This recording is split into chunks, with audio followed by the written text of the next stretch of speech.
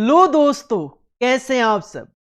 दोस्तों, हम कर रहे हैं एमसीक्यू बिट क्वेश्चंस, जिसमें अगर मैं बात करूं ये बिट क्वेश्चंस है। वैसे आईसीएमएआई ने बिट क्वेश्चन के नाम से ये बुकलेट इशू करी है, जिसमें हमने एमसीक्यू तो लास्ट क्लास तक कवर कर लिए थे। टोटल 164 एमसीक्यू थे, वो हमने कवर कर लिए थे। इसके बाद मैच द फॉलोइंग गिवन है हमारे एग्जाम में। Match the following like question भी एग्जाम में आ सकते हैं, जिसमें लिखा हुआ होता है कि match the following in column 1 with the appropriate in column 2। तो यहां पे हमारे पास 22 मैच द फॉलोइंग इस तरीके से गिवन है। तो हमें ये कवर करने की आज कोशिश करनी है, और इसी सीक्वेंस में बिना टाइम वेस्ट किए मैं स्टार्ट करूंगा point number 1, that is match the following का कॉलम 1 और कॉलम 2। इसमें क्या होता है, हमारे पास कुछ कॉलम 1 में 5 स्टेटमेंट गिवन है, कह सकते हो, या वर्डिंग्स गिवन है, और कॉलम 2 के साथ हमें मैच करना है इसको। High inventory turnover ratio. Sir, high inventory turnover ratio क्या वर्क्स ओवरहेड का पार्ट होता है? सर, ओवरहेड से इसका कोई रिलेशन नहीं होता। क्या ये कोई अपॉर्चुनिटी कॉस्ट होती है? सर, इन्वेंट्री टर्नओवर रेशियो कोई कॉस्ट नहीं होती। क्या इसका कोई को प्रोडक्ट मतलब combined product, joint product, by product में जो आप देखते हो, sir high inventory turnover ratio का वहां पे भी ऐसा कोई यूज नहीं है। क्या ये सेल्स एंड प्रोडक्शन बजट का पार्ट है? Answer is no. क्या ये एडमिनिस्ट्रेशन ओवरहेड का पार्ट है? Answer is no. क्या इसका प्रॉफिट एंड लॉस बजट से कोई रिलेशन है? Sir no. Profit and loss budget is the part of master budget. Rationality in wage structure. Wage structure कैसे डिसाइड किया जाए, क्या इसमें हाई टर्नओवर रेशियो हेल्प करता है? Sir answer is no. Efficient use of stock.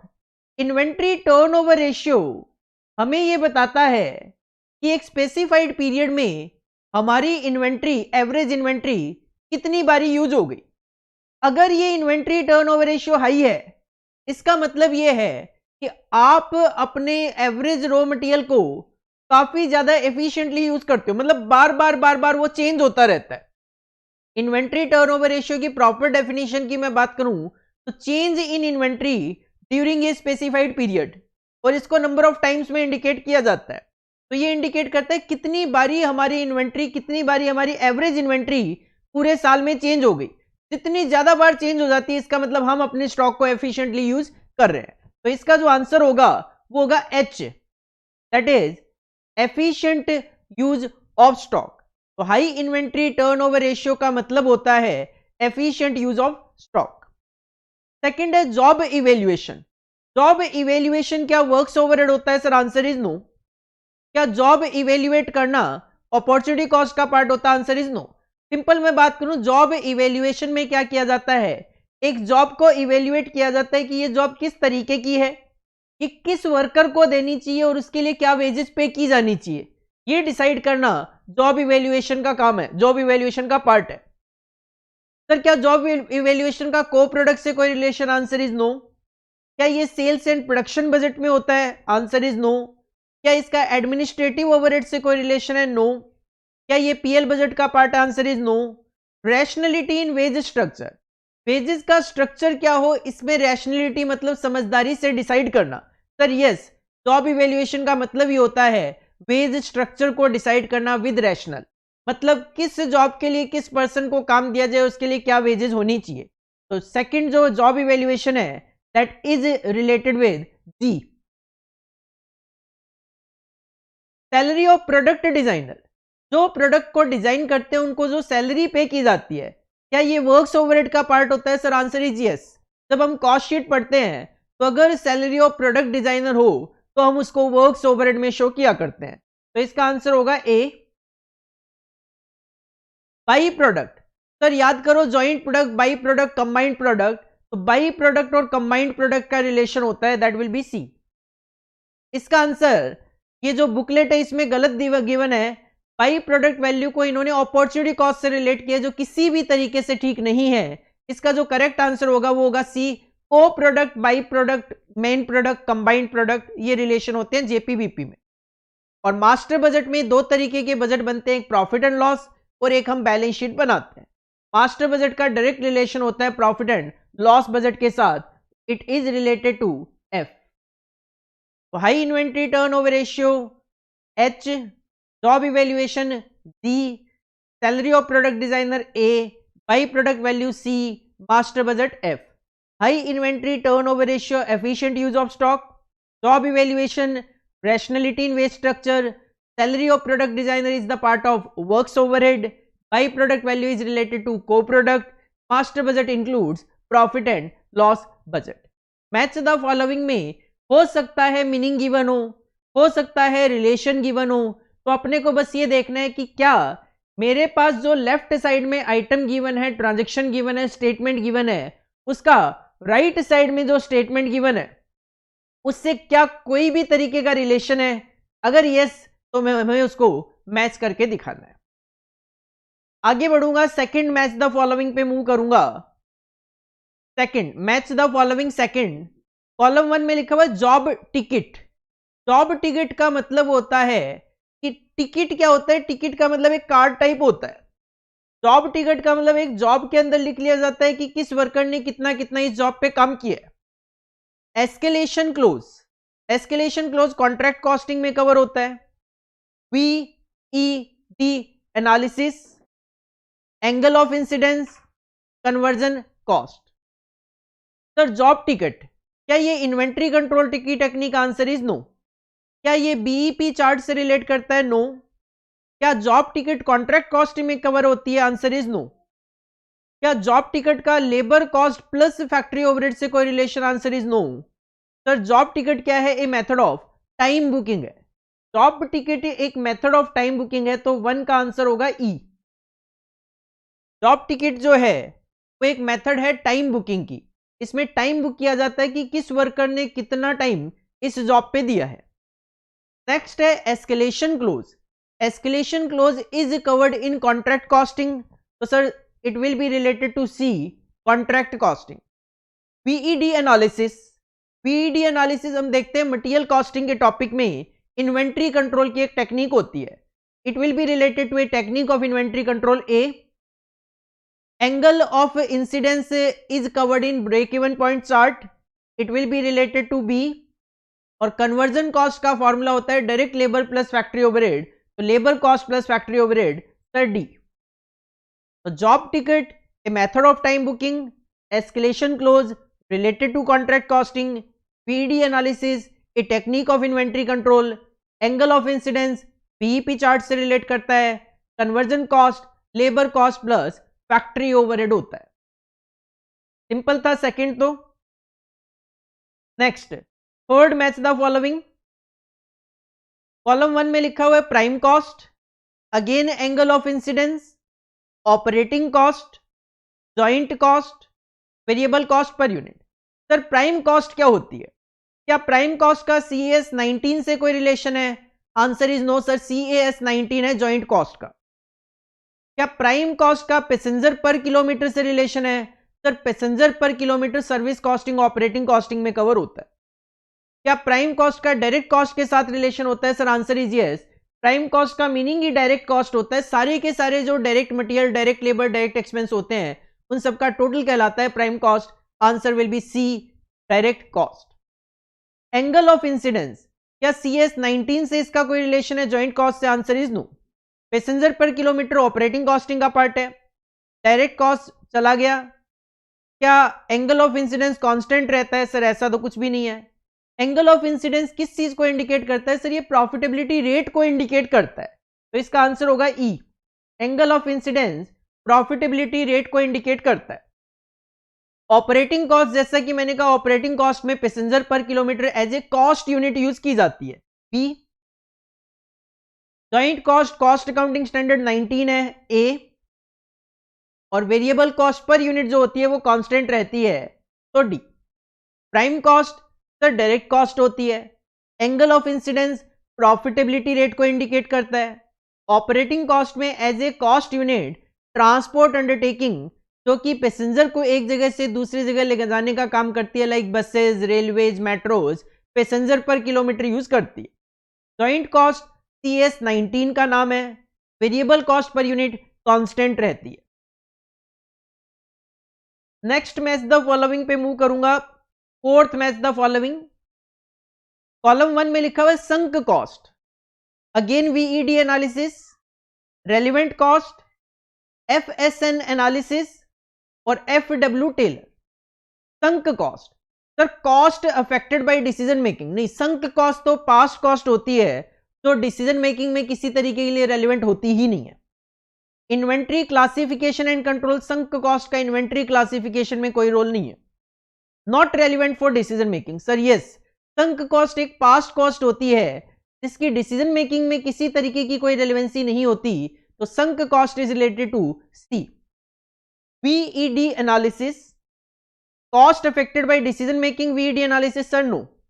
Inventory classification and control हो सकता है, not relevant for decision making तो नहीं हो सकता, वो तो चला गया। लेबर इंसेंटिव मेथड नहीं, inventory control technique. Sir yes, VED analysis जो है वो इन्वेंट्री कंट्रोल की एक टेक्निक है, तो E VED analysis is related to E, जो हमने पहले भी देखा था।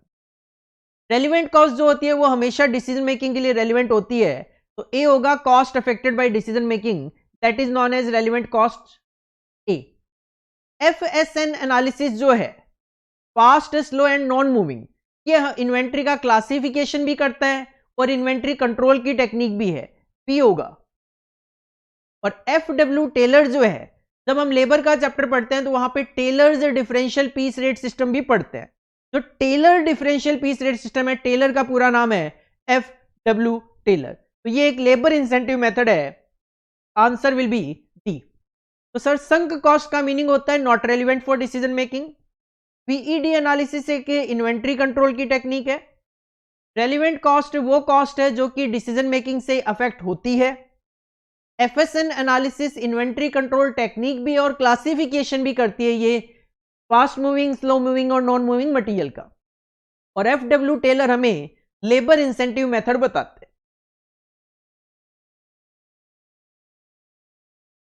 Next, match the following, match the following number 5। Column 1 में लिखा है रोवान। अगर आपको याद हो तो हम जब लेबर का चैप्टर पढ़ते हैं, इंप्लॉय कॉस्ट का टॉपिक पढ़ते हैं, तो वहां पे रोवान है, एक ऑथर का नाम है जिन्होंने हमें इंसेंटिव बोनस प्लान बताए हुए हैं। Just in time system material costing में हम पढ़ते हैं, एक इन्वेंट्री कंट्रोल टेक्निक होती है। ये ब्लैंकर ओवरहेड नहीं है, ये ब्लैंकेट ओवरहेड है। जब हम ओवरहेड का चैप्टर पढ़ते हैं तो वहां पे ब्लैंकेट ओवरहेड रेट पढ़ते हैं। Traditional approach, separation method labour turnover में कवर्ड होता है। सर रोवान, क्या रोवान एक सिंगल रेट ऑफ ओवरहेड है? सर रोवान का ओवरहेड से कोई मतलब नहीं है, लेबर से रिलेटेड है। क्या रोवान हमें लेबर टर्नओवर का कोई तरीका बताता है? सर नहीं। कैपिटल स्ट्रक्चर, बोनस प्लान, रोवान हमें बोनस प्लान बताते हैं। रोवान हमें बोनस प्लान बताते हैं कि बोनस कैलकुलेट करना हो तो टाइम सेव्ड अपॉन में time allowed into time taken into time rate formula apply करके आप बोनस कैलकुलेट कर सकते। जस्ट इन टाइम सिस्टम, क्या ये सिंगल रेट ऑफ ओवरहेड है? Sir just in time is related to material not overhead. क्या इसका लेबर टर्नओवर से कोई relation? Answer is no. Capital structure से कोई relation? No. Bonus plan already covered हो गया। Inventory control, sir just in time system जो है वो इन्वेंट्री कंट्रोल की एक टेक्निक है, it is related to E. Blanket overhead का मतलब होता है पूरे के पूरे ऑर्गेनाइजेशन के लिए, पूरे के लिए प्लांट के लिए एक सिंगल ओवरहेड का रेट कैलकुलेट करना। तो ब्लैंकेट ओवरहेड का मतलब है single rate of overhead. A, traditional approach की बात करूंगा मैं अभी आपके साथ। Separation method is a method of labour turnover that is related to B. तो ट्रेडिशनल अप्रोच का आंसर तो कैपिटल स्ट्रक्चर है सी, लेकिन इंस्टीट्यूट की ये गलती है कि इनको कॉस्ट अकाउंटिंग जो ग्रुप 1 का है उसमें ये ट्रेडिशनल अप्रोच नहीं लिखना चाहिए, क्योंकि ट्रेडिशनल अप्रोच एक अप्रोच है कैपिटल स्ट्रक्चर को डिसाइड करने की, बट वो कॉस्ट अकाउंटिंग का सिलेबस नहीं है। वो जो आपके सेकंड ग्रुप में कॉस्ट एफएम जो है उसमें फाइनेंशियल मैनेजमेंट का पार्ट होता है कैपिटल स्ट्रक्चर, और उसमें आपको ट्रेडिशनल अप्रोच देखने को मिलती है। तो इंस्टीट्यूट की बिट क्वेश्चन की बुकलेट बनाते वक्त तो ये मिस्टेक है कि उनको ये यहाँ पे नहीं देना चाहिए, और मेरी ये उम्मीद है इंस्टीट्यूट से कि इंस्टीट्यूट इस तरीके का पॉइंट एग्जाम में आपको नहीं देगा, क्योंकि इंस्टीट्यूट का कोई हक नहीं है कि वो ये एक्सपेक्ट करके चले कि आप गए हो कॉस्ट अकाउंटिंग का पेपर देने और इंस्टीट्यूट आपसे एफएम का एप्लीकेशन करवा ले। मेरी उम्मीद है ये प्रिंटिंग मिस्टेक है। सिंपली मैंने आपको आंसर बता दिया, traditional approach is related to capital structure, लेकिन कॉस्ट अकाउंटिंग का पार्ट नहीं है। फाइनेंशियल मैनेजमेंट का पार्ट होता है। आगे बढ़ने से पहले आई विल सजेस्ट यू कि जो मैंने आपको 5 मैच द फॉलोइंग करवाए हैं वो एक एक करके रीड करो अच्छे से। किसी भी तरीके का कोई डाउट लगता है तो आप क्लियर कीजिए।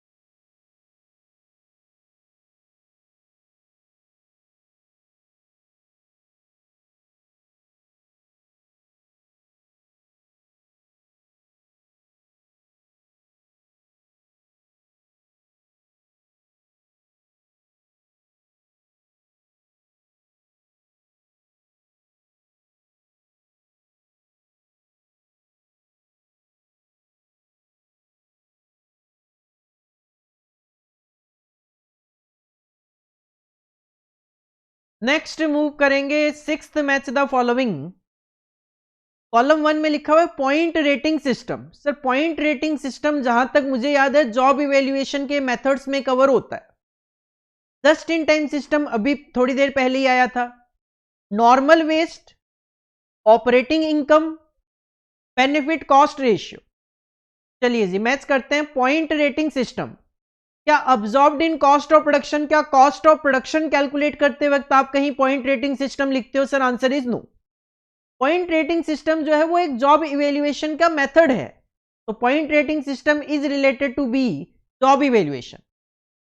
जस्ट इन टाइम सिस्टम, क्या कॉस्ट ऑफ प्रोडक्शन में कोई कॉस्ट होती है just in time? Sir answer is no. Job evaluation निकल गया। EBIT earning before interest and tax, no. Profitability index, no. Sir inventory control की technique है, बार बार जस्ट इन टाइम सिस्टम आ रहा है और हमें पता है कि ये इन्वेंट्री कंट्रोल की एक टेक्निक है। नॉर्मल वेस्ट, पूरे कॉस्ट अकाउंटिंग का एक ही कॉन्सेप्ट है कि कोई भी नॉर्मल नुकसान होता है तो वो आप कॉस्ट ऑफ प्रोडक्शन में अब्जॉर्ब कर सकते हो। तो answer will be A. Normal waste जो है वो आप कॉस्ट ऑफ प्रोडक्शन में अब्जॉर्ब कर सकते हो। ऑपरेटिंग इनकम, मार्जिनल कॉस्टिंग के टॉपिक में हम ऑपरेटिंग प्रॉफिट की बात कर लिया करते हैं। हालांकि मेरा फिर भी ये सजेशन है इंस्टीट्यूट को कि ये ऑपरेटिंग इनकम और बेनिफिट कॉस्ट रेशियो जो है ये दोनों ही कॉस्ट अकाउंटिंग के पार्ट नहीं है। एक बार चलो ऑपरेटिंग इनकम आप कवर कर लो। मार्जिनल कॉस्टिंग के हिसाब से हम कहते हैं sale minus variable cost is equal to contribution minus fixed cost is equal to जो प्रॉफिट कैलकुलेट होके आता है बस उसी प्रॉफिट को ऑपरेटिंग इनकम बोला जाता है। और उस ऑपरेटिंग इनकम को हम earning before interest and tax भी बोल देते हैं। तो वैसे इसका आंसर सी है। बट जो बेनिफिट कॉस्ट रेशियो है सर वो तो किसी भी तरीके से कॉस्ट अकाउंटिंग का पार्ट है ही नहीं। अगेन ये फाइनेंशियल मैनेजमेंट का पार्ट है। प्रॉफिटेबिलिटी इंडेक्स मेथड होता है, कैपिटल बस्टिंग का टॉपिक होता है वहां पे, जहां पे जो हमारा मेथड होता है प्रॉफिटेबिलिटी इंडेक्स, उसी का दूसरा नाम होता है बेनिफिट कॉस्ट रेशियो। तो इसको अगर मैच करना हो तो मैं मैच कर देता हूं डी से, बट अगेन मैं कहूंगा it is not the part of cost accounting group 1। तो सर पॉइंट रेटिंग सिस्टम तो एक मेथड है जॉब इवेल्युएशन का। जस्ट इन टाइम सिस्टम एक इन्वेंट्री कंट्रोल टेक्निक है। नॉर्मल वेस्ट हमेशा अब्सॉर्ब किया जाता है कॉस्ट ऑफ प्रोडक्शन में। Operating income is also known as earning before interest and tax, short में EBIT, and benefit cost ratio is also known as profitability index. Next, seventh, match the following. Salary of directors, Halsey plan, John Burr Williams, group bonus plan, Rowan plan, cost of new spares, net cost of reconditioning old spares. Salary of directors, sir क्या इसका CS11 से relation है? Sir yes. Cost accounting standard 11 जो है वो है administration overhead, और salary of director is a part of administration overhead. तो salary of director is a part of cost accounting standard 11। Sir इसका आंसर ए ही होगा। हालसे प्लान, हालसे प्लान CS11 निकल गया। हालसे अगर मैं आपको याद दिलाऊं तो हालसे प्लान हम लेबर इंप्लॉय कॉस्ट के चैप्टर में पढ़ते हैं। क्या ये हमें कोई डिविडेंड डिस्काउंट मॉडल है? Sir answer is no. क्या ये कोई वेस्ट रिडक्शन इंसेंटिव स्कीम है? Answer is no. क्या ये 33 1/3% ऑफ टाइम सेव्ड है? सर नहीं, हालसे तो 50% ऑफ टाइम सेव्ड की बात करते हैं। क्या ये कोई इनडायरेक्ट लेबर कॉस्ट है? No. Based on time saved, yes. Halsey plan जो है that is based on time saved, वो कहते हैं 50% ऑफ टाइम सेव्ड वर्कर को बोनस मिलना चाहिए। तो Halsey plan will be related to match with F, based on time saved. Next है जॉन बर विलियम्स, इसकी मैं बाद में आपके साथ बात करूंगा। इसके बाद है group bonus plan, Rowan plan, cost of new spare, net cost of reconditioning old spare. इसके लिए ग्रुप बोनस प्लान की अगर मैं बात करूं तो ग्रुप बोनस प्लान होते हैं वेस्ट रिडक्शन इंसेंटिव स्कीम, कि जो वेस्टेज हो रहा है उसको कम करने के लिए जो इंसेंटिव प्लान लाए जाते हैं उनको ग्रुप बोनस प्लान बोला जाता है। तो it will be related to C. Sir Rowan plan की मैं बात करूं तो ए कॉस्ट अकाउंटिंग स्टैंडर्ड 11 निकल गया। रोवान भी employee cost, labour cost topic का ही पार्ट है, डिविडेंड डिस्काउंट मॉडल से इसका कोई रिलेशन नहीं है। वेस्ट रिडक्शन स्कीम हो गया। 33 1/3% तो रोवान भी नहीं बोलते। रोवान प्लान है, इनडायरेक्ट लेबर कॉस्ट से कोई रिलेशन नहीं है। Based on time saved already Halsey से रिलेट कर गया। Based on proportion of time saved to time allowed, yes. Rowan कहते हैं टाइम सेव्ड अपॉन में टाइम अलाउड का जो प्रपोर्शन है उसको मल्टीप्लाई करो टाइम टेकन से, उसको मल्टीप्लाई करो रेट से बोनस की कैलकुलेशन के लिए। तो Rowan plan is related to G, based on proportion of time saved to time allowed. Next है cost of new spare, net cost of reconditioning old spare. Sir नए spare को जब हम लगाते हैं या फिर मैं कहूं कि ओल्ड स्पेयर की रिकंडीशनिंग करते हैं तो वो कहलाता है रिपेयर एंड मेंटेनेंस की कॉस्ट, और कॉस्ट अकाउंटिंग स्टैंडर्ड 12 है रिपेयर एंड मेंटेनेंस कॉस्ट। तो it is related to H, cost accounting standard 12। मैंने एक छोड़ दिया that is John Burr Williams. Actual में जॉन बर विलियम्स जो है ये आपको डिविडेंड डिस्काउंट मॉडल बताते हैं। जॉन बर विलियम हमें एक डिविडेंड डिस्काउंट मॉडल बताते हैं, लेकिन फिर से मैं कहूंगा सर डिविडेंड डिस्काउंट मॉडल जो है कॉस्ट अकाउंटिंग में कहां से आया? अगेन डिविडेंड डिस्काउंट मॉडल जो है it is the part of financial management जो सेकंड ग्रुप में है। तो जॉन बर विलियम का आंसर तो बी होगा, लेकिन कॉस्ट अकाउंटिंग का पार्ट नहीं है। तो अगेन मैं इंस्टीट्यूट से एक्सपेक्ट करता हूं कि एग्जाम में इस तरीके का क्वेश्चन ना पूछे जो कि कॉस्ट अकाउंटिंग के सिलेबस का पार्ट नहीं हो। Sir salary of director CS11, क्योंकि CS11 एडमिन ओवरहेड है। Halsey plan based on time saved. John Burr William हमें डिविडेंड डिस्काउंट मॉडल बताते हैं। Group bonus plan waste reduction incentive plans होते हैं। Rowan plan is based on proportion of time saved to time allowed. Cost of new spare, net cost of reconditioning old spare is related to repair and maintenance, and CS12 is repair and maintenance. तो देखो यहां पे ऐसा भी आपको देखने को मिल सकता है एग्जाम पॉइंट ऑफ व्यू से, अभी तक ऊपर जो हमने 6 मैच द फॉलोइंग किए उसमें पहला ही ऐसा था जिसमें 5 कॉलम थे लेफ्ट साइड में, लेकिन कॉलम 2 में आप देख सकते हो 10 थे। लेकिन जब हमने सेकंड देखा, थर्ड देखा, फोर्थ देखा, फिफ्थ देखा, सेम थे दोनों लेफ्ट और राइट में क्वांटिटी नंबरिंग। सिक्स्थ में भी सेम था, सेवंथ में फिर से अलग अलग है। तो जरूरी नहीं है कि अगर लेफ्ट साइड में 5 से आइटम गिवन होंगे तो राइट साइड में भी 5 गिवन हो।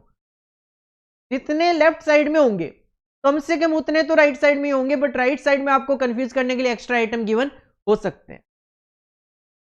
Next match the following number 8 पे मूव करेंगे।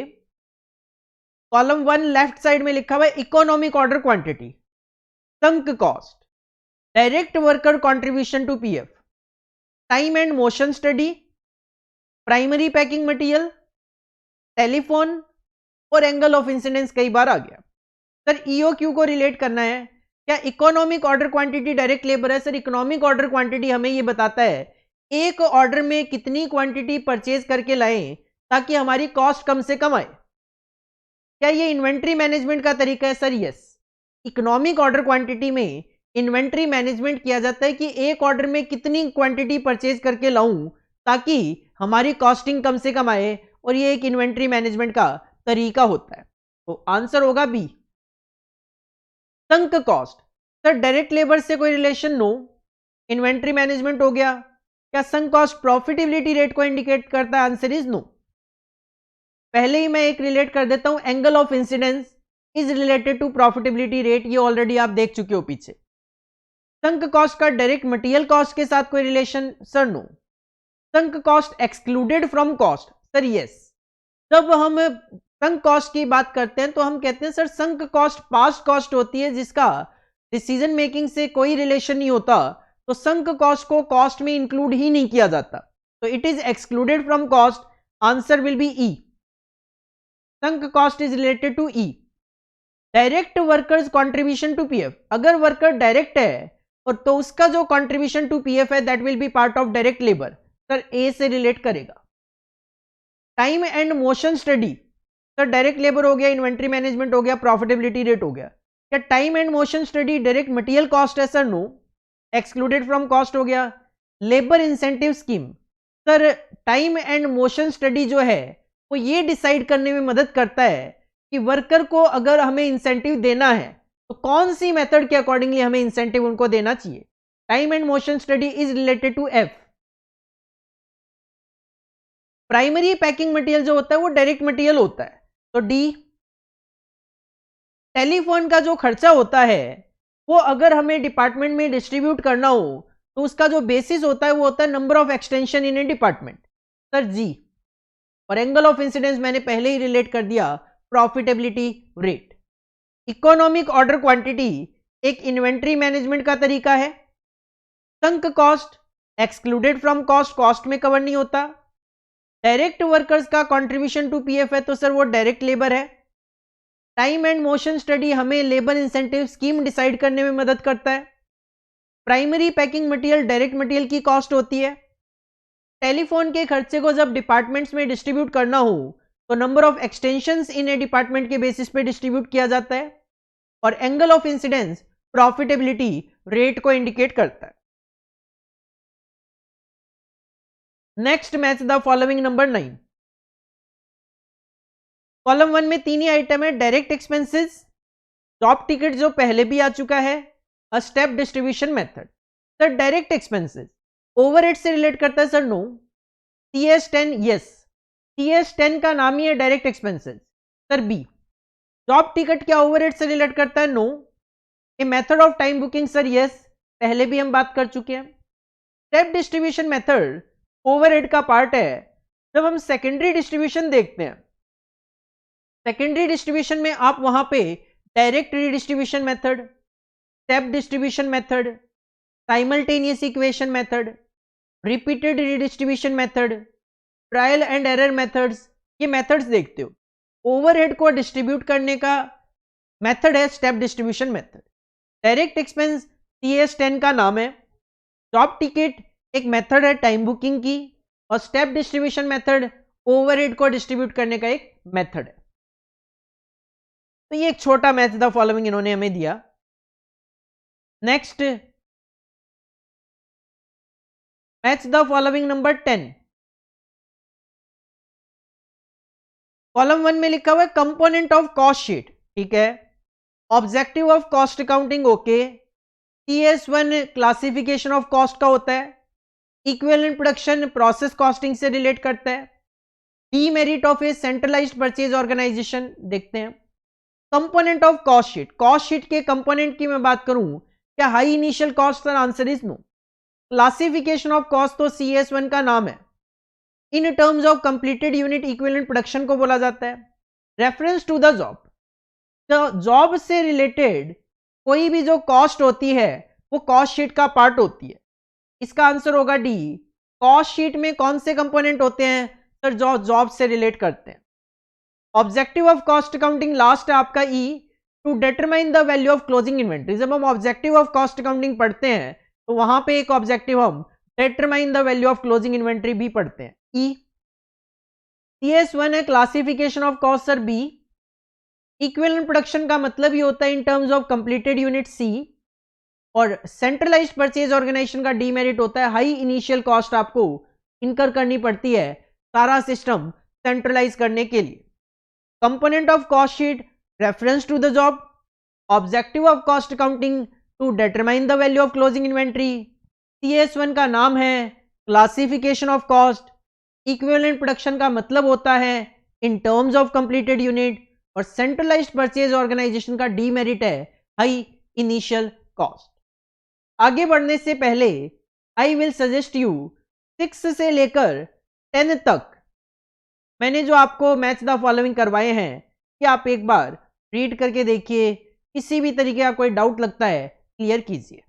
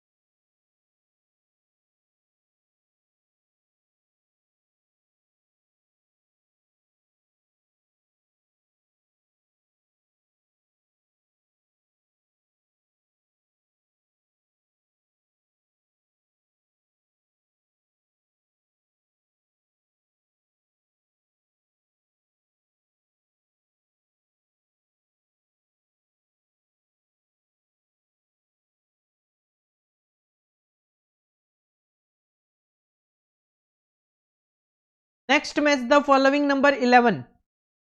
कॉलम 1 में लिखा हुआ pollution control cost, joint cost, capacity determination, direct expenses, research and development cost. और कॉलम 2 में CS नंबरिंग गिवन है। तो क्वेश्चन सिंपली आपसे जानना चाहता है कौन सा कॉस्ट अकाउंटिंग स्टैंडर्ड किस नंबर का है। पॉल्यूशन कंट्रोल कॉस्ट है sir CS14, CS14D। Joint cost है CS19E। कैपेसिटी डिटर्मिनेशन है cost accounting standard 2B। Direct expense है cost accounting standard number 10C। और रिसर्च एंड डेवलपमेंट कॉस्ट है cost accounting standard number 18A। तो simple यहां पे तो हमें कॉस्ट अकाउंटिंग स्टैंडर्ड्स पता होने चाहिए। सिर्फ कौन सा कॉस्ट अकाउंटिंग स्टैंडर्ड का नाम क्या है। CS18 है research and development cost, CS2 है कैपेसिटी डिटर्मिनेशन का, CS10 है डायरेक्ट एक्सपेंसेस, CS14 है pollution control cost and CS19 है जॉइंट कॉस्ट। सिंपल, अगर आपको cost accounting standard number with names याद है तो। नेक्स्ट जो है मैच द फॉलोइंग नंबर 12, उसमें इंस्टीट्यूट ने क्या किया, जो 5 अभी अभी आपके पास कॉस्ट अकाउंटिंग स्टैंडर्ड के नाम थे, सबसे पहले तो वही लिख दिए। Sir pollution control cost CS14 है, हमें पता है D आ जाएगा।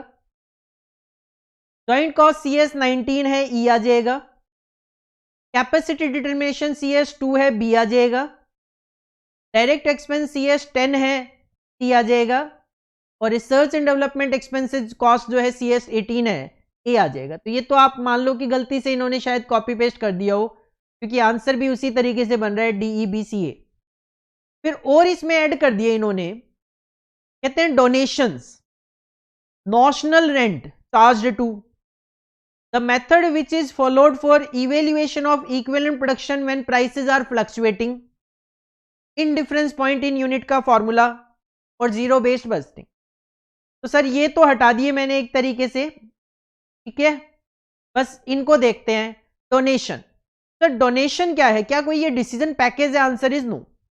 क्या डोनेशन का कोई फॉर्मूला होता है इस तरीके का, difference in fixed cost upon में difference in contribution per unit? Sir answer is no. क्या डोनेशन कोई एवरेज प्राइस मेथड है? सर नहीं। क्या donation expense debit only in cost account? क्या डोनेशन ऐसा एक्सपेंस है जो केवल कॉस्ट अकाउंटिंग में आता है? तो डोनेशन तो कॉस्ट अकाउंटिंग में आता ही नहीं है। Appropriation only in financial account? Sir yes. Donation एक ऐसा खर्चा है जो केवल और केवल फाइनेंशियल अकाउंटिंग में आता है, तो आंसर होगा जे। नॉशनल रेंट जो होता है वो आप केवल और केवल कॉस्ट अकाउंटिंग में दिखा सकते हो, तो आंसर होगा आपका I. The method which is followed for evaluation of equivalent production, अगर प्राइसेस बार बार फ्लक्चुएट करते हैं तो ऑर्गेनाइजेशन एवरेज मेथड यूज करती है, आंसर होगा H. In difference point calculate करने का फॉर्मूला होता है difference in fixed cost upon में difference in contribution per unit, answer होगा जी। और जीरो बेस बस्टिंग एक डिसीजन पैकेज होता है। Pollution control cost sir CS14 है, जॉइंट कॉस्ट CS19 है, कैपेसिटी डिटर्मिनेशन CS2 है, डायरेक्ट एक्सपेंसेस CS10 है, research and development cost CS18 है, डोनेशन केवल और केवल फाइनेंशियल अकाउंटिंग में आता है, नॉशनल रेंट केवल और केवल कॉस्ट अकाउंटिंग में आता है। वो मेथड जो कि जब बार बार प्राइस फ्लक्चुएट करते हैं यूज किया जाता है, एवरेज प्राइस मेथड होता है। इन डिफरेंस पॉइंट का फॉर्मूला होता है difference in fixed cost upon में difference in contribution per unit, और जीरो बेस्ड बस्टिंग एक डिसीजन पैकेज है। Next 13 number match the following. Column 1 में लिखा हुआ है advertisement, credit and collection, warehouse rent, royalties, bad debts, transit insurance. Transit insurance, sir transit insurance क्या value of goods in transit से relate करता है? Sir yes, कि आपका जो ट्रांजिट में गुड्स चल रहा है उसकी क्या वैल्यू है, उसी के अकॉर्डिंगली तो ट्रांजिट इंश्योरेंस का प्रीमियम आपको पे करना पड़ता है। ट्रांजिट इंश्योरेंस का आंसर होगा ए। बैड डेट्स, बैड डेट्स क्या है? क्या ये फ्लोर एरिया ऑक्यूपाइड से रिलेटेड है? क्या ये परसेंटेज ऑफ कैश कलेक्शन होता है? सर यस, बैड डेट्स जो है वो हमेशा एक परसेंटेज टर्म में होता है, 2%, 5%, कुछ इस तरीके से C will be the correct answer. Royalty एक डायरेक्ट एक्सपेंस होता है, तो you can say direct allocation किया जाता है, इसका आंसर होगा एफ। वेयर हाउस का रेंट है, रेंट जहां पे भी दिख जाए सर, रेंट हमेशा एरिया के बेसिस पे डिस्ट्रीब्यूट किया जाता है, B will be your answer. Credit and collection, और एक बच गया एडवर्टीजमेंट। देखो एडवर्टीजमेंट जो है, एडवर्टीजमेंट से आपकी सेल्स वैल्यू जो है वो इंपैक्ट होती है, और नंबर ऑफ ऑर्डर्स भी कम या ज्यादा हो सकते हैं। लेकिन फिर भी अगर बेटर क्लासिफिकेशन करना हो तो सर जो क्रेडिट एंड कलेक्शन है, क्रेडिट एंड कलेक्शन है वो ज्यादा डिपेंड करता है नंबर ऑफ ऑर्डर्स पे, और एडवर्टीजमेंट पे आपकी सेल वैल्यू डिपेंड करती है। तो advertisement will be related to E and credit and collection will be related to D. Advertisement is related to sale value, credit and collection depend upon number of orders, warehouse rent is related to, या कहूं तो warehouse के rent को department में floor area occupied के basis पे distribute किया जाता है।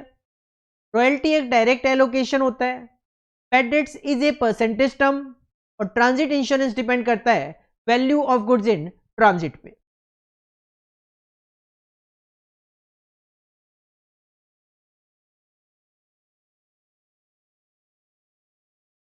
Next, match the following number 14। Column 1 में 10 आइटम गिवन है। Primary packing material consumed, sir हमें पता है डायरेक्ट मटेरियल होता है। Captive power plant expense, captive power plant expense का मतलब होता है अगर आप कोई भी मटेरियल प्लांट वगैरह बनाते हो तो आप खुद ही फर्दर आगे प्रोडक्शन के लिए यूज करते हो, तो उसको कैप्टिव पावर प्लांट बोला जाता है। यहाँ पे पावर प्लांट की बात चल रही है, तो इसका मतलब ये होता है कि आपने एक पावर प्लांट बनाया, लेकिन उस पावर प्लांट से जो बिजली वगैरह जनरेट होगी वो आप खुद ही अपनी फैक्ट्रीज वगैरह में यूज करते हो। Cash discount allowed, normally cost accounting का पार्ट नहीं होता। स्क्रैप वैल्यू ऑफ अब normal loss of finished output, finished output अब नॉर्मल लॉस हुआ, बेचा, स्क्रैप रेट जनरेट हुआ। Cost of free sample of product distributed, sir advertisement के लिए आप ऐसा करते हो। Depreciation on computer purchased for office, sir office overhead admin overhead का पार्ट है। डोनेशन केवल और केवल फाइनेंशियल अकाउंटिंग का खर्चा है। इंटरेस्ट पेड ऑन लोन भी केवल फाइनेंशियल अकाउंटिंग में ही आता है। नॉशनल रेंट केवल और केवल कॉस्ट अकाउंटिंग में शो किया जाता है, और नॉशनल इंटरेस्ट भी केवल और केवल कॉस्ट अकाउंटिंग में ही शो किया जाता है। अब देखते हैं किस तरीके से इसको रिलेट किया जा सकता है। सबसे पहले है primary packing material consume, not shown in cost sheet but debited to PL account, sir cost sheet में तो आता है ये। Form part of office and admin expense, sir primary packing office admin का पार्ट नहीं होता। Forms part of selling expense, sir primary packing है, केवल और केवल पैकिंग होता तो फिर भी सेलिंग का पार्ट हो सकता था, but primary packing is not the part of selling.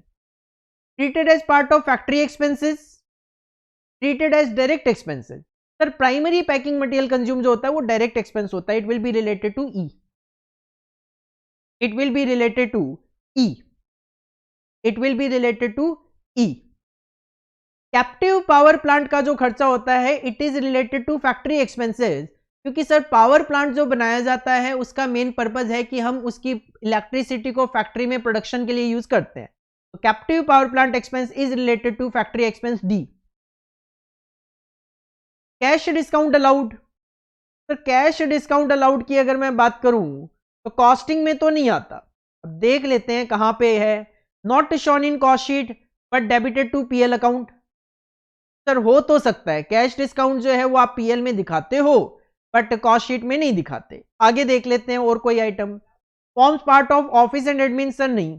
Form part of selling expenses, sir discount allowed तो आता है बट कैश डिस्काउंट तो नहीं देखा मैंने कभी। Treated as part of factory expense, sir चला गया। ट्रीटेड एज डायरेक्ट एक्सपेंस, ये भी खत्म है। Not shown in cost sheet but credited to PL account, sir cash discount allowed. Expense debited only in financial account, sir हो सकता है। Appropriation only in financial account, sir ये तो donation का पार्ट है, तो डोनेशन के साथ मैं लिख देता हूं appropriation only in financial account, H. अभी देखा था हमने। Expense debited only in cost account, sir expense जो केवल और केवल कॉस्ट अकाउंटिंग में होता है वो नॉशनल रेंट होता है, आई होगा। Notional rent charge to expenses only debited in financial cost account, income credit only in cost account. तो सर कैश डिस्काउंट अलाउड जो है that will be not shown in cost sheet but debited to profit and loss account, A ही होगा।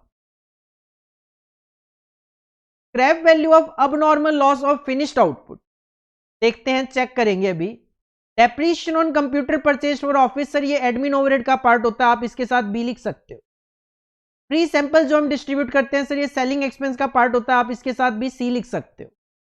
Interest जो paid किया जाता है loan पे जो इंटरेस्ट होता है सर वो केवल और केवल फाइनेंशियल अकाउंटिंग में लिखा जाता है, तो expense debit only in financial account, sir G हो जाएगा इसके साथ। Notional interest on owner capital, sir income credited only in cost account होता है, इसके साथ जे आ जाएगा। क्या बच गया, scrap value of normal loss of finished output, और साथ में ए हो गया, बी हो गया, सी डी ई, एफ बचा हुआ है sir not shown in cost sheet, बिल्कुल, but credited to profit and loss account, बिल्कुल ठीक है, एफ होगा। क्योंकि अब नॉर्मल लॉस के कोई स्क्रैप वैल्यू हमें जनरेट हुई है, कि अब नॉर्मल लॉस से ध्यान देना, नॉर्मल लॉस से जनरेट होता है तो कॉस्ट शीट में आ जाता है, बट अब नॉर्मल लॉस से होता है तो कॉस्ट शीट में नहीं आता। इनकम है तो सर फाइनेंशियल अकाउंटिंग में तो आप एज ए इनकम शो कर ही लेते हो। तो इस तरीके से आप मैच द फॉलोइंग को मैच कर सकते हो। और आगे बढ़ने से पहले आई विल सजेस्ट यू कि आप एक बार 11, 12, 13 और 14 ये चार रीड करके देखिए, और किसी भी तरीके का कोई डाउट लगता है आप क्लियर कर लीजिए।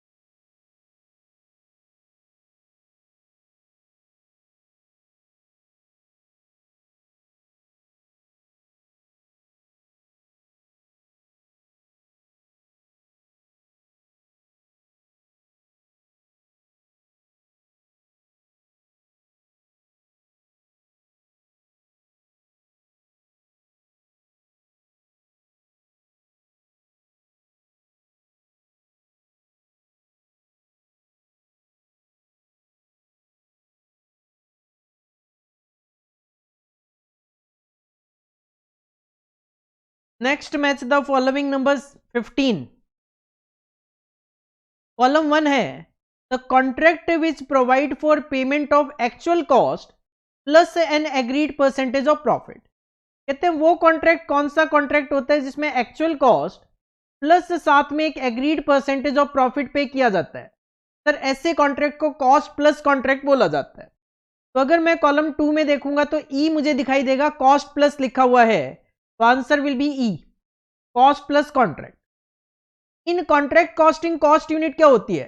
सर हर एक कॉन्ट्रैक्ट अलग अलग माना जाता है और हर एक कॉन्ट्रैक्ट के लिए अलग अलग कॉस्ट और प्रॉफिट कैलकुलेट किया जाता है. कॉन्ट्रैक्ट कॉस्टिंग में कॉस्ट यूनिट पर कॉन्ट्रैक्ट ही होता है. तो अगर मैं कॉलम 2 में देखूंगा तो जी मुझे दिखाई दे रहा है पर कॉन्ट्रैक्ट. अब normal loss is transfer to, पूरे कॉस्ट अकाउंटिंग का एक ही कॉन्सेप्ट, अब normal loss is transfer to costing profit and loss account. तो सर आई जो है that is costing profit and loss account. Job costing is used in, job costing कहां पे यूज किया जाता है? Average price method, kilowatt, job costing. तो job costing तो लिखा हुआ है नॉर्मल आउटपुट, कॉस्ट प्लस, पर बेड, पर कॉन्ट्रैक्ट. ऑटोमोबाइल गैरेजेस में जॉब कॉस्टिंग यूज किया जाता है क्योंकि ऑटोमोबाइल गैरेजेस में आप जाके बताओगे कि भाई आपके व्हीकल में क्या दिक्कत है, अकॉर्डिंगली ही तो वो क्या करेंगे, जो भी रिपेयर एंड मेंटेनेंस की जरूरत होती है करते हैं. Under job order cost system each job is assigned one identifying job. ये किसकी डेफिनेशन है? तो ये जॉब कॉस्टिंग की definition, answer will be C. Cost of normal loss is borne by, normal loss जो होता है वो हम नॉर्मल आउटपुट से चार्ज कर लेते हैं, कॉस्ट ऑफ प्रोडक्शन से चार्ज कर लेते हैं. यहां पे आपको डी दिखाई दे रहा है, normal output. Inherent feature of process industry is, process industry में आपको वर्क इन प्रोग्रेस देखने को मिलता ही मिलता है. तो यहां पे जो जे है that will be the answer of point number 7 कि प्रोसेस इंडस्ट्री की एक इनहेरेंट फीचर है कि आपको वहां पे वर्क इन प्रोग्रेस देखने को मिलता है. The method which is followed for evaluation of equivalent production when prices are fluctuating. Sir अभी थोड़ी देर पहले ही देखा था कि जब प्राइसेस बार बार फ्लक्चुएट करते हैं तो एवरेज प्राइस मेथड यूज होता है. Answer will be A. Hospital का कॉस्ट यूनिट क्या होता है? Sir per bed, F. और इलेक्ट्रिसिटी कंपनीज का कॉस्ट यूनिट होता है kilowatt hours. Sir answer will be B. तो the contract which provide for payment of actual cost plus an agreed percentage of profit is known as cost plus contract. In contract costing, the cost unit is per contract. Abnormal loss is transferred to costing profit and loss account always. Job costing is used in automobile garages. Under job order cost system, each job is assigned one identifying job. It is known as job costing. Cost of normal loss is borne by normal output. Inherent feature of process industry is work in progress. The method which is followed for evaluation of equivalent production when prices are fluctuating is average price method. In hospital, the cost unit is per bed, and in electricity companies, the cost unit is kilowatt hours.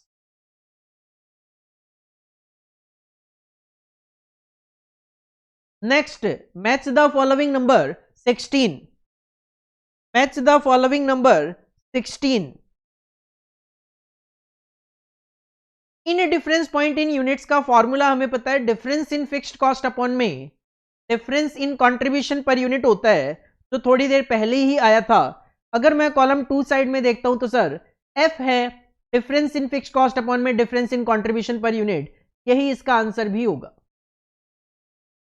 Break even point in value, break even point in value को calculate करने का formula होता है fixed cost divided by profit volume ratio.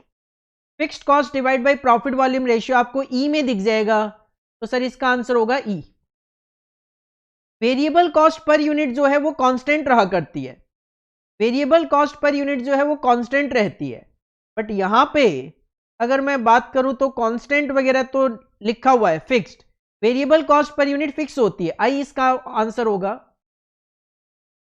PV ratio, sir PV ratio का formula होता है contribution upon में sales into 100, contribution upon में सेल्स इनटू 100, कंट्रीब्यूशन अपॉन में सेल्स इनटू 100. सर जी में लिखा हुआ ये फॉर्मूला, तो इसका आंसर होगा G. Prime cost plus variable overhead कहलाता है marginal cost. Prime cost plus variable overhead कहलाता है मार्जिनल कॉस्ट। सर डी में लिखा हुआ है मार्जिनल कॉस्ट, आंसर होगा D.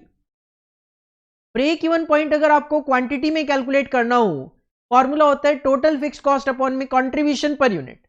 Total fix cost upon में contribution sir unit per unit, sir B में लिखा हुआ है, answer will be B.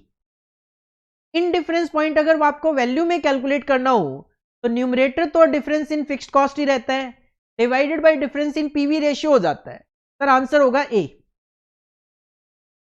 Shut down point अगर आपको क्वांटिटी में कैलकुलेट करना हो, सर क्वांटिटी है तो ऊपर आएगा avoidable fix cost divide by PV ratio होगा। Avoidable fix cost divided by quantity है तो कंट्रीब्यूशन पर यूनिट होगा सर जे। और शट डाउन पॉइंट अगर वैल्यू में निकालना है तो न्यूमरेटर तो अवॉइडेबल फिक्स कॉस्ट ही रहेगा, डिवाइडेड बाय आपका पीवी रेशियो हो जाएगा sir H. Margin of safety को कैलकुलेट करने के कई फॉर्मूले होते हैं, यहां पे कौन सा फॉर्मूला लिखा हुआ है देख लेते हैं, बस एक ही ऑप्शन बचा है अब तो। टोटल सेल्स में से ब्रेक इवन पॉइंट माइनस करेंगे तो मार्जिन ऑफ सेफ्टी आ जाता है सर सी। क्योंकि मार्जिन ऑफ सेफ्टी को कैलकुलेट करने के और भी फॉर्मूले होते हैं, प्रॉफिट अपॉन में contribution per unit, profit upon में पीवी रेशियो, और ये तो एक जनरल फॉर्मूला ही, sales minus break even point is equal to margin of safety. तो in difference point in units, sir difference in fixed cost upon में difference in contribution per unit. Break even point अगर आपको value में calculate करना है, fixed cost upon में PV ratio. Variable cost per unit fixed रहती है, PV ratio का फॉर्मूला होता है टोटल कंट्रीब्यूशन अपॉन में total sales into 100। Prime cost plus variable overhead कहलाता है marginal cost. Break even point quantity का फॉर्मूला होता है फिक्स्ड कॉस्ट अपॉन में contribution per unit. In difference point value का फॉर्मूला होता है difference in fixed cost upon में डिफरेंस इन PV ratio. Shut down point quantity का फॉर्मूला होता है अवॉइडेबल फिक्स्ड कॉस्ट अपॉन में contribution per unit. Shut down point value का formula होता है अवॉइडेबल फिक्स्ड कॉस्ट अपॉन में पीवी रेशियो। और मार्जिन ऑफ सेफ्टी का फॉर्मूला होता है total sales minus break even point sale. तो अच्छा मैच द फॉलोइंग है 16, इससे आपके 10 फॉर्मूले भी रिवाइज हो गए।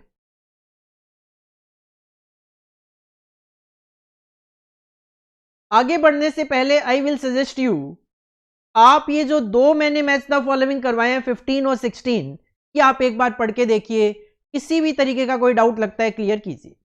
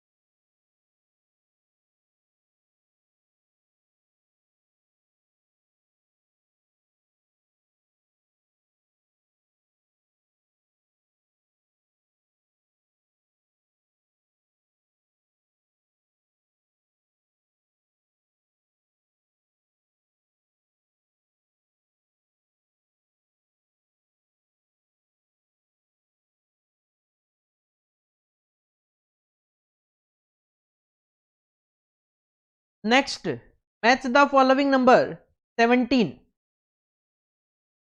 डायरेक्ट मटेरियल यील्ड वेरिएंस फॉर्मूले गिवन है, हमें इनके फॉर्मूले बताने हैं।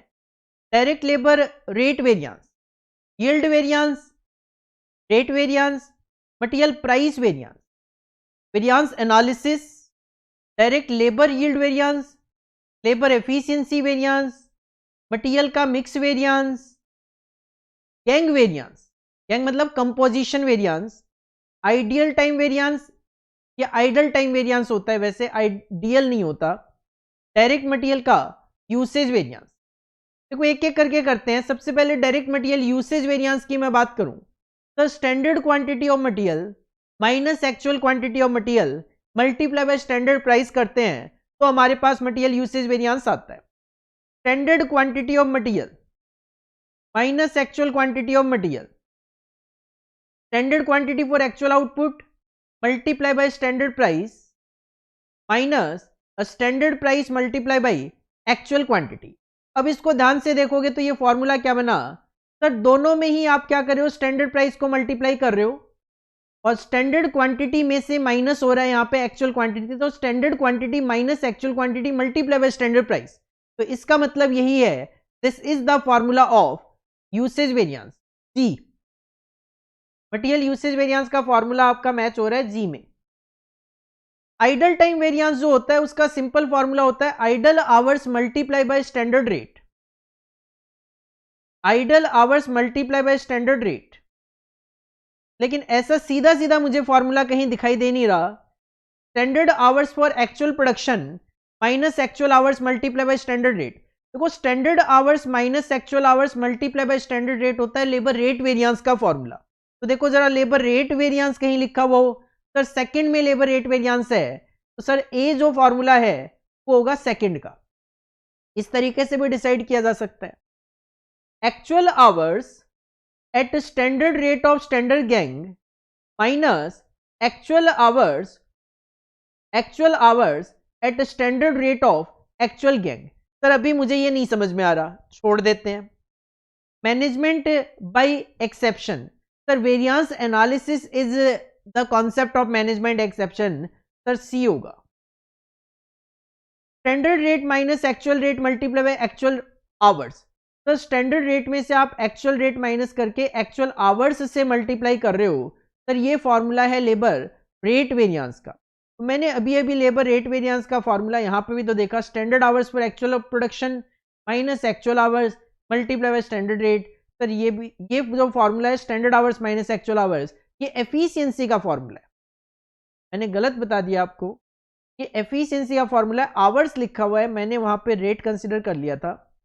सर ये एफिशिएंसी का फॉर्मूला है, दिस वन विल बी ए, और standard rate minus actual rate multiply actual hours जो है that is the labour rate variance, it will be D.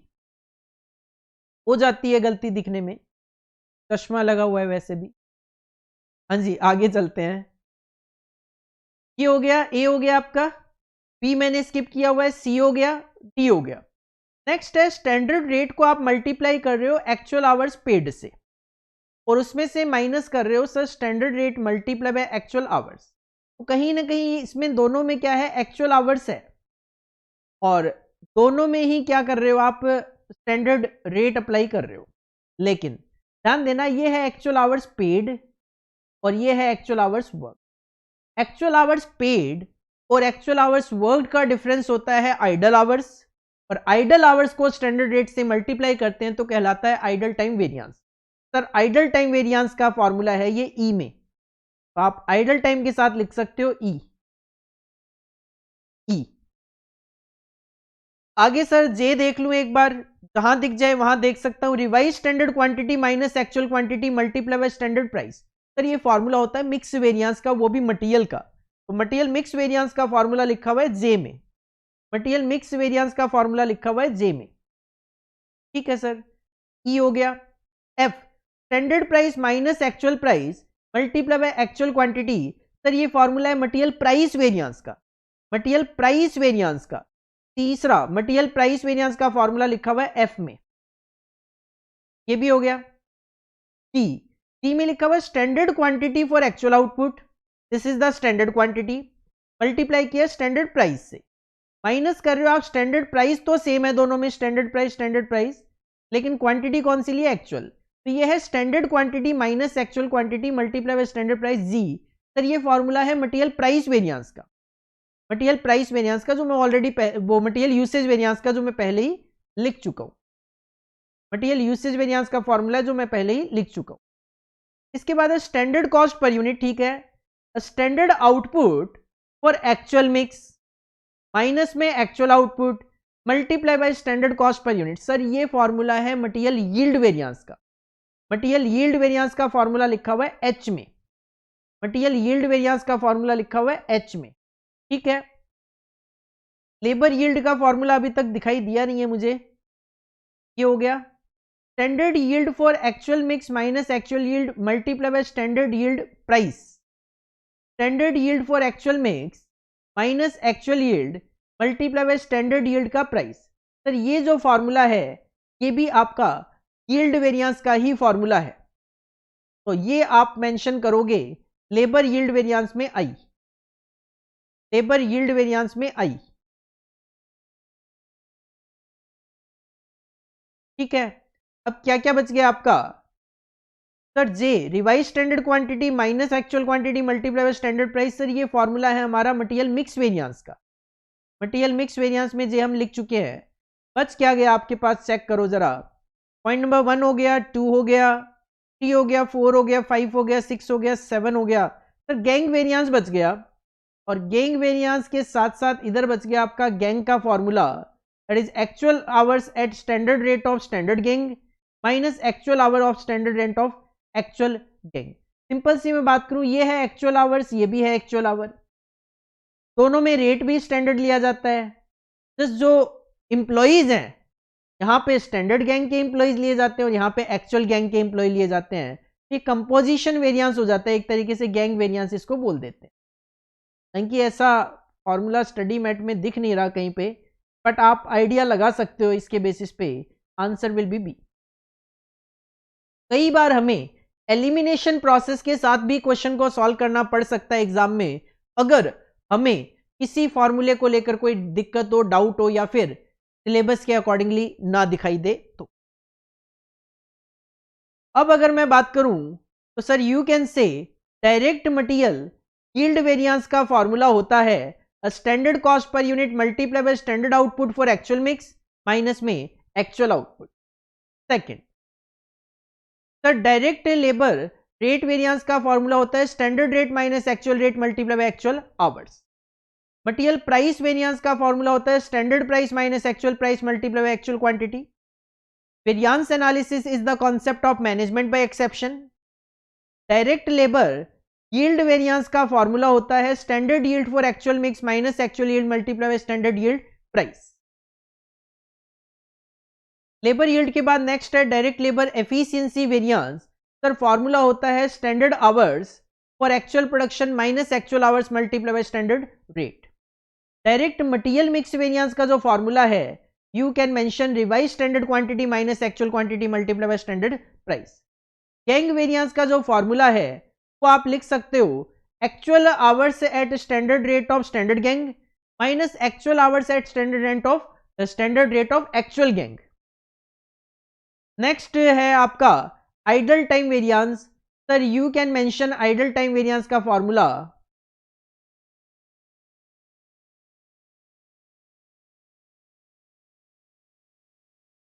Standard rate multiply by actual hours paid minus कर दो standard rate multiply by actual hours worked, होता है ये finally idle hours multiply by standard rate ही है।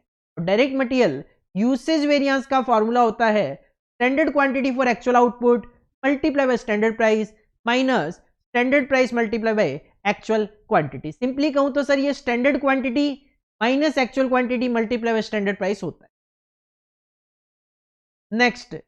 Next match the following number 18। Match the following number 18। Match the following number 18।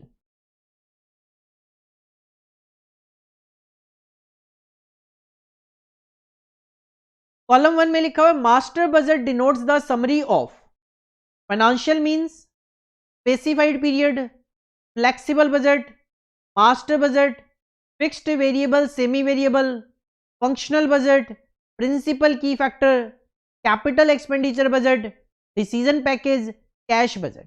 Sir check करेंगे, बाद में decide करेंगे। वैसे अगर मैं कहूं तो अभी तक master budget denote the summary of functional budget हुआ करता है, बट फाइनली अभी डिसाइड नहीं करूंगा क्योंकि मास्टर बजट जो है वो फाइनेंशियल मींस को भी इंडिकेट कर सकता है। देखते हैं अभी। If flexible budget takes into the account financial means, specified, flexible budget, master budget, fixed variable and semi variable cost. Sir flexible budget की तो स्पेशलिटी है fixed variable and semi variable cost, में आप सीधा सीधा आंसर लिख सकते हो E. A budget is expressed in terms of, एक बजट जो है वो एक्सप्रेस किया जाता है किस टर्म्स में? सर फाइनेंशियल मींस में हो सकता है, होता भी है, स्पेसिफाइड पीरियड के लिए होता है, flexible budget, master budget. This one अभी मेंशन करना सही नहीं होगा। Which budget is prepared for a longer period? तो लॉन्गर पीरियड के लिए बनते हैं कैपिटल एक्सपेंडिचर के बजट। आप इसमें सिंपली एच मेंशन कर सकते। Budget is generally prepared for how long? Budget जो है कितने लॉन्ग पीरियड के लिए बनाए जाते हैं? तो सर बजट जो है वो एक स्पेसिफाइड पीरियड के लिए बनाए जाते हैं। You can say sir B will be the answer. Which budget is prepared for more than one level of activity? Sir flexible budget जो होता है वो एक से ज्यादा लेवल ऑफ एक्टिविटी में बनता है। Answer will be C. The summary of all functional budget is known as master budget. Functional budget की जो समरी होती है वो मास्टर बजट में होती है डी। तो इसी के साथ you can say sir master budget denote the summary of functional budget F. इस तरीके से भी आपको कई बार लिखना चाहिए। Which budget is prepared at first? सबसे पहले वो बजट बनाया जाता है जिसके साथ की फैक्टर अटैच होता है। तो sir principal key factor G will be the answer. Which budget shows utilization of liquid cash? Sir cash budget होता है जो लिक्विडिटी इंडिकेट करता है कैश की, जे। जीरो बेस बस्टिंग हमें पता है एक डिसीजन पैकेज होता है। Answer will be I. क्या बच गया? A budget is expressed in terms of financial. कि देखो बजट जो है वो फाइनेंशियल मींस में तो होता है बट क्वांटिटी टर्म्स में भी होता है। इस वजह से मैंने इंडिकेशन पहले नहीं दिया, बट अब लास्ट में जब आप कुछ बचा ही नहीं तो आप कह सकते हो simply it indicates in financial terms. इस तरीके से आप 18 का आंसर दे सकते हो। Master budget denotes the summary of functional budget. A flexible budget takes into account fixed variable and semi-variable cost. A budget is expressed in terms of financial means. Which budget is prepared for a longer period? Capital expenditure budget. Budget is generally prepared for how long? Sir, a specified period के लिए. Which budget is prepared for more than one level of activity? Flexible budget. The summary of all functional budget is known as master budget. Which budget is prepared at first? Principal key factor budget. Which budget shows utilization of liquid cash? Cash budget.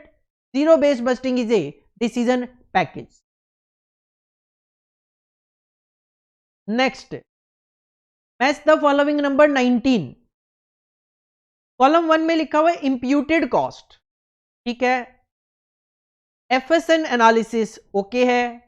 Captive power plant expenses ठीक है। अब normal loss is transfer to ठीक है। Variance analysis, sir ये सारे के सारे point पहले भी कहीं ना कहीं आए हुए हैं। इंप्यूटेड कॉस्ट, क्या ये कॉस्ट कंट्रोल टेक्निक है? No. Treated as part of factory expense, sir power plant जो खर्चा होता है कैप्टिव पावर प्लांट वो पार्ट ऑफ फैक्ट्री एक्सपेंस होता है। इसका आंसर भी होगा। Costing profit and loss account में अब नॉर्मल लॉस चला जाता है तो फोर्थ का आंसर सी होगा। Process of classifying material, sir एफएसएन analysis जो है वो मटेरियल को क्लासिफाई करता है। एफएसएन एनालिसिस का आंसर डी होगा। Direct allocation not involving cash outlay, sir imputed cost में किसी तरीके का कोई कैश आउटफ्लो नहीं होता। और variance analysis the concept of management by exception, जी। तो imputed cost not involving cash outlay, FSN analysis process of classifying material है। Captive power plant expense, sir treated as part of factory expense. अब normal loss is transfer to costing profit and loss account. Variance analysis is related to management by exception. 19 number तो जब वो simple था क्योंकि पहले भी already ये सब आ चुका है। Match the following number 20। Cash discount allowed, not shown in cost sheet में नहीं आता but profit and loss account में चला जाता है। सर इसका आंसर डी होगा। एस्केलेशन क्लोज पहले भी आ चुका है, कॉन्ट्रैक्ट कॉस्टिंग से रिलेट करता है, सर एफ होगा। टीएस 19 हमें याद है जॉइंट कॉस्ट से रिलेट करता है, सर आंसर ए होगा।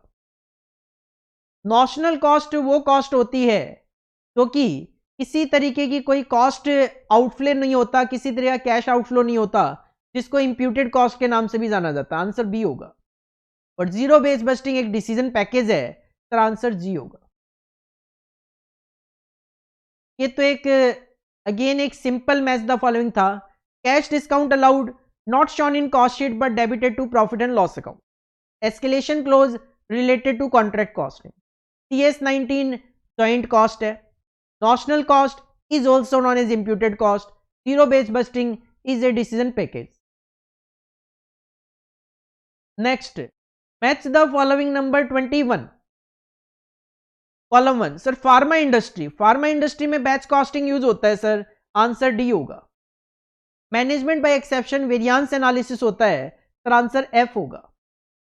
Assessment of employee with respect to a job देख लेंगे अभी। रॉयल्टी सर डायरेक्ट एलोकेशन होता है, रॉयल्टी डायरेक्ट एलोकेशन होता है बी। टीएस 19 जॉइंट कॉस्ट है सी। बच गया assessment of employee with respect to job opportunity cost होता है, sir answer is no. Direct allocation निकल गया, जॉइंट कॉस्ट निकल गया, बैच कॉस्टिंग निकल गया, merit rating yes, variance analysis निकल गया, job evaluation yes, assessment of employee with respect to a job. जब हम ये देखते हैं कि भाई ये जॉब किस पर्सन को देनी चाहिए, तो इसका जो असेसमेंट किया जाता है this is known as job evaluation, sir answer होगा जी।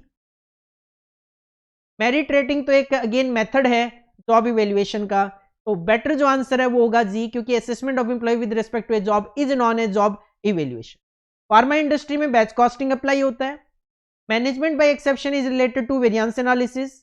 Assessment of employee with respect to a job is known a job evaluation. Royalty direct allocation खर्चा है। टीएस 19 होता है joint cost. Last match the following number 22 है। Notional cost is also known as imputed cost F. Labour turnover, labour turnover sir देखते हैं अभी थोड़ी देर में। टीएस 10 डायरेक्ट एक्सपेंस का नाम है डी। कॉन्ट्रैक्ट कॉस्टिंग में कवर्ड होता है एस्केलेशन क्लोज जी। टीएस 19 है जॉइंट कॉस्ट का नाम, सर सीएएस 19। चलिए ये भी देखते हैं। तो दो बच गए, labour turnover CS 19। Labour turnover replacement method, तो लेबर टर्नओवर का एक मेथड है रिप्लेसमेंट मेथड ए। सीएस 19, तो सीएस 19 तो मुझे यहां पे कुछ भी नहीं दिखाई दे रहा। रिप्लेसमेंट मेथड लेबर टर्नओवर में चला गया। कॉस्ट ऑफ यूटिलिटी सीएस 19 तो नहीं है। प्रोडक्शन स्ट्रेटजी भी नहीं है। डायरेक्ट एक्सपेंस सीएस 10 हो गया। Costing department no imputed cost, notional cost हो गई आपकी। Escalation clause contract costing, decision package नहीं है। टीएस 19 से रिलेटेड तो सर यहाँ पे कुछ भी मुझे दिखाई नहीं दे रहा है। टीएस 19 से रिलेटेड यहाँ पे मुझे कुछ भी दिखाई नहीं दे रहा है। अगर मैं फिर भी एक बार चेक कर लूँ कि इन्होंने क्या आंसर दिया हुआ है 22 का 5 का, तो सी दिया हुआ है सर। 22 का 5 का आंसर सी गिवन है प्रोडक्शन स्ट्रेटजी, बट ये रॉन्ग है। तो यहाँ पे ये गलत है एक तरीके से। केस 19 जो है that is related to joint cost, not related to production strategy. तो ये मिस्टेक है, एग्जाम में आएगा, मैं ये मान के चलता हूँ करेक्शन के साथ आएगा। Match the following. Notional cost is also known as imputed cost. Labour turnover का मेथड है replacement method. TS 10 direct expense है। Contract costing related to escalation clause. Sir ये 22 मैच द फॉलोइंग है, जिसमें आप देखो कि काफी सारे मैच द फॉलोइंग कहीं कहीं मैच भी करते हैं। तो अगर हम थोड़ा सा ध्यान से इसको आधे से 1 घंटा देके अच्छे से रिवाइज करें, काफी सारे कॉन्सेप्ट हैं। और इवन मैच द फॉलोइंग हमने देखा है, बट एग्जाम में इसी चीज को MCQ, fill in the blanks वगैरह के पॉइंट ऑफ व्यू से, ट्रू फॉल्स के पॉइंट ऑफ व्यू से पूछा जा सकता है। कहीं ना कहीं ये हमें एग्जाम में जो हमारे शॉर्ट क्वेश्चंस आते हैं, match the following, MCQ, fill in the blanks, true false या कोई भी other type of short of questions, उनको करने में काफी हेल्प करेगा। क्लास को ओवर करने से पहले एक बार आप मैच द फॉलोइंग 17 से लेकर 22 तक जो मैंने करवाए हैं, रीड करके देखिए, किसी भी तरीके का कोई डाउट लगता है क्लियर कर लीजिए।